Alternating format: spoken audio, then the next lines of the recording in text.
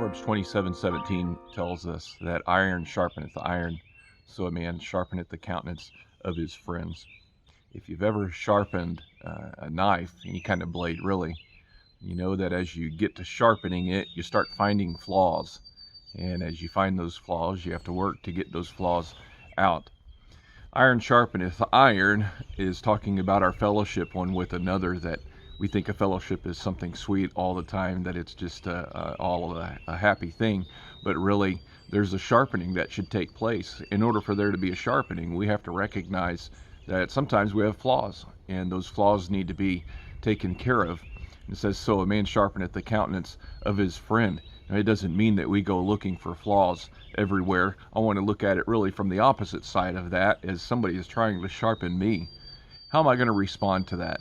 Am I going to be sharpened? My blade has flaws. Your blade has flaws, and we need to be sharpened.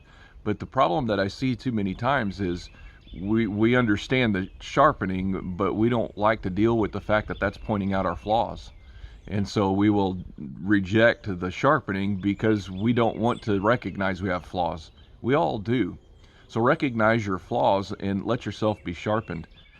My wife pointed something out to me just the other day about something that I was doing at the church, that I wasn't doing it the best that it could be done. It was because of how I was doing it. And I started thinking about that, and it wasn't easy to take the criticism.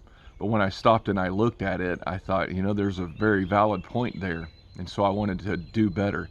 So when iron sharpens iron, yeah, the flaws are pointed out, but the end result, things are a whole lot better because our blade becomes a little bit sharper. I hope y'all have a great day.